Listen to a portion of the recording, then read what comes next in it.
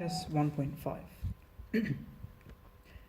As I talked about in HS 1.4, various anatomical and physiological reasons keep the gastroesophageal sphincter working.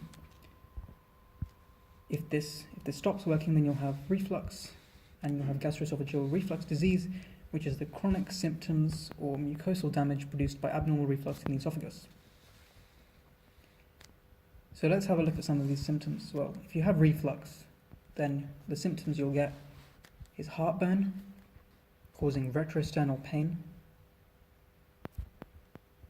heartburn following eating, and exercise and lying down makes it worse, because if you lie down, it'll be more likely that you'll get the reflux. Also, you'll get swallowing discomfort, which is called dysphagia. Dysphagia is difficulty swallowing, hard to swallow, and it may cause regurgitation. And if the reflux goes up further beyond the esophagus into the larynx and pharynx, it will cause the laryngopharyngeal reflux, leading to a chronic cough and hoarse voice, because it affects the larynx and pharynx. And if it goes even further, it might cause a chronic earache. However, the symptoms don't necessarily mean you have gastroesophageal reflux disease. Because loads of people have reflux, and loads of people with esophageal adenocarcinoma don't have reflux.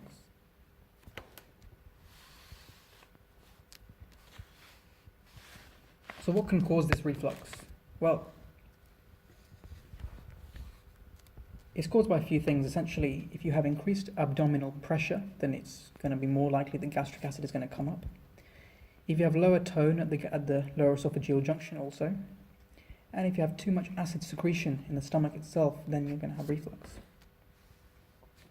Well, what can cause an increased abdominal pressure? Well, if you have a hiatus hernia, or you're obese, or you're pregnant, then you'll have increased abdominal pressure. Lower tone at the sphincter could be caused by anticholinergic drugs, beta-agonist drugs, or benzodiazepine, as well as a vagotomy, as I mentioned previously. And this will cause lower tone at the junction, causing reflux. And what can cause too much acid secretion? Well, one of the things that you need to know about that can cause too much acid secretion is the Zollinger-Ellison syndrome. And what happens is that this Zollinger-Ellison syndrome is a result of a tiny tumour in the stomach that makes too much gastrin, which is normally made by G cells of the stomach. And this will result in too much acid secretion causing reflux. You can treat the Zollinger-Ellison syndrome, there's too much gastric acid production, by using proton pump inhibitors or histamine receptor antagonists. And you can treat the increased abdominal pressure if you're obese by weight loss. If you have the reflux disease, then it results in a few outcomes. Well, first of all, the damage from the reflux is going to need to be healed by the body, and this results in fibrosis, which is called esophagitis, and it also cause narrowing, which is called a stricture, due to the chronic inflammation. The mucosal damage from the acid in the esophagus will also result in the stratified squamous epithelium of the esophagus changing to columnar in response to the stress, which is the acid. This is called Barrett's metaplasia.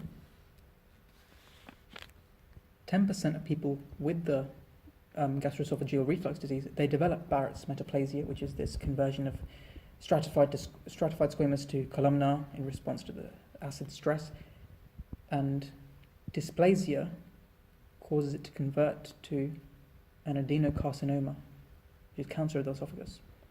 0.5% of these people with Barrett's metaplasia develop esophageal adenocarcinoma.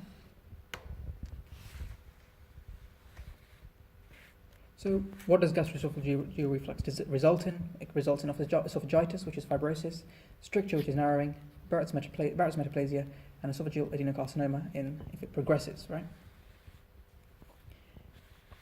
And this reflux disease, how are you going to treat it? Well, gastroesophageal reflux disease, there's three layers of treatment. There's conservative, which doesn't involve surgery or medical, nothing drastic, but it's just conservative. medical, which involves drugs, and surgical. So let's have a look at the conservative treatment. Well, conservative treatment, as I mentioned earlier, you've got weight loss, less food at bedtime, and a raised head of the bed. These two, it's going to make you more upright, it's going to prevent the reflux. You could have medical treatment. You want less acid. You can have less acid by using proton pump inhibitors and histamine receptor antagonists to prevent the effects of the Zollinger-Ellison syndrome, which produces gastrin. You can use antacids, which increase the pH. Or you can also use Gaviscon, which is an alginate, which coats the mucosa, and floats, preventing reflux. And then finally, so you've tried conservative, you've done medical, you could try surgical. Well, so for surgical, you could repair the hiatus hernia, or you can use anti-reflux surgery, which is called fundoplication. What this does is it wraps the stomach around itself at the top and ties the stomach around to prevent the reflux. However, this can result in a few problems. First of all, what if it's too tight?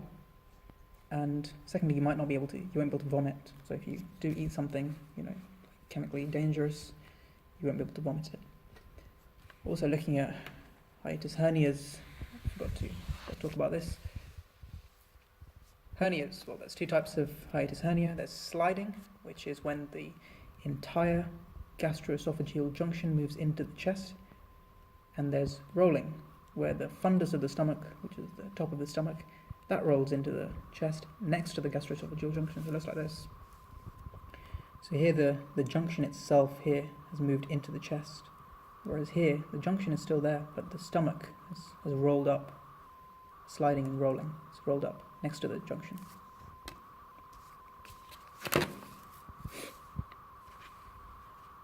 How are you going to diagnose? So we looked at treatment. I should have looked at diagnosis first. How are you going to diagnose gastroesophageal reflux disease? Well, you can use an endoscopy to physically look straight down, have a look at the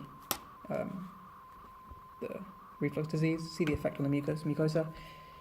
24-hour pH monitoring, because it's reflux of acid, you can expect it to be low pH, so that will determine the pH. And that will be useful if the endoscopy is normal, and it will tell you how bad the reflux is. And you can also use contrast swallowing, and that will demonstrate the reflux, and you'll be able to see the esophagus in contrast, as shown here. It will show you the sort of parts of damage.